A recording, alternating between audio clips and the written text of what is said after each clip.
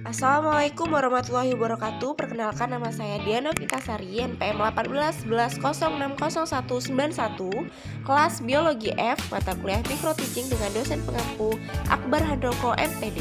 Di sini saya akan menampilkan video mengajar tentang materi pertumbuhan dan perkembangan.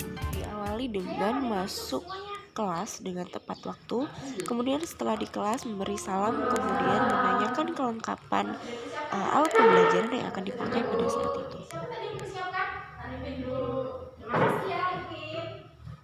Kemudian kelas dibuka dengan ucapan salam dan menanyakan kehadiran peserta didik.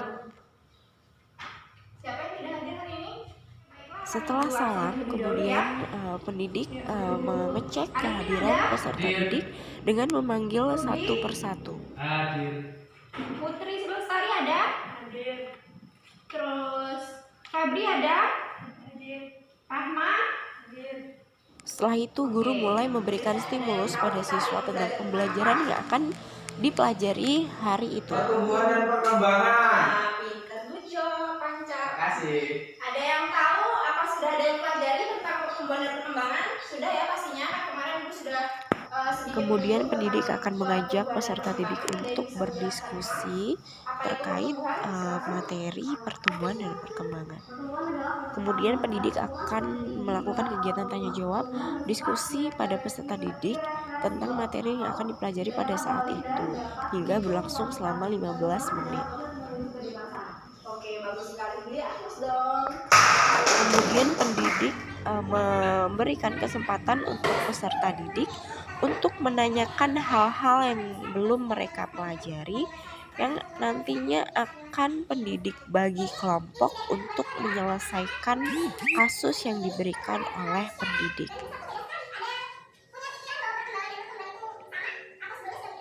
Baiklah, ini adalah proses pendidik menyampaikan materi terkait pembahasan yang akan dibahas pada saat itu.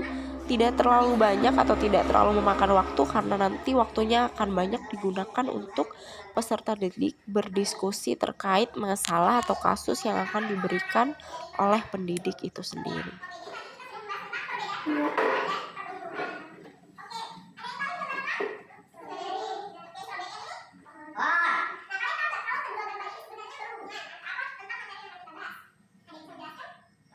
Setelah pendidik dikira cukup menjelaskan materi yang akan dibahas, kemudian pendidik akan membagi kelompok peserta didik menjadi beberapa kelompok untuk nantinya diberi kasus dan akan dipecahkan oleh peserta didik. Yang pertama ada Arifin dan Rudi, kelompok kedua ada Putri dan Sally, kelompok ketiga ada Febri dan Rahma, keempat Hana dan Elia. Kemudian setiap kelompok akan diberi kasus atau masalah yang berbeda-beda untuk diselesaikan di setiap kelompoknya, yang nantinya akan dipresentasikan ke depan dan akan ada sesi tanya jawab.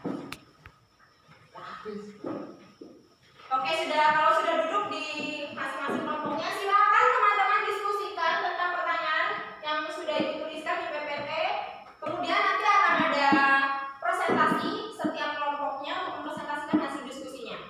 Ibu beri waktu 30 menit untuk mendiskusikan. Setelah kasus dibagikan kepada peserta didik, pendidik memberikan kesempatan untuk peserta didik menanyakan hal-hal atau poin-poin yang belum dipahami oleh kelompok itu sendiri. Masing-masing kelompok saja. Yang penting nyaman nanti dipresentasikan. Di Word atau di kertas biasa?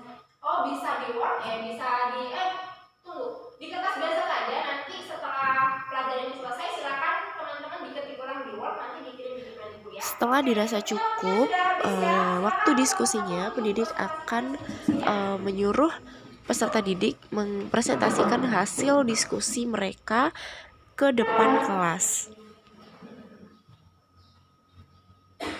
Oke, jadi kami di sini akan mempresentasikan hasil diskusi kelompok kami, yaitu ada tentang pertumbuhan dan perkembangan. Pertumbuhan adalah penambahan ukuran seperti tinggi, berat atau volume. Pertumbuhan bersifat irreversibel atau tidak dapat balik dan dapat dihitung kuantitatif. Perkembangan adalah proses menuju kedewasaan, sedangkan perkembangan pada pertumbuhan merupakan diferensiasi atau spesiasi diferensialisasi sel atau bagian-bagian tumbuhan untuk melakukan fungsi khusus atau menjadi dewasa.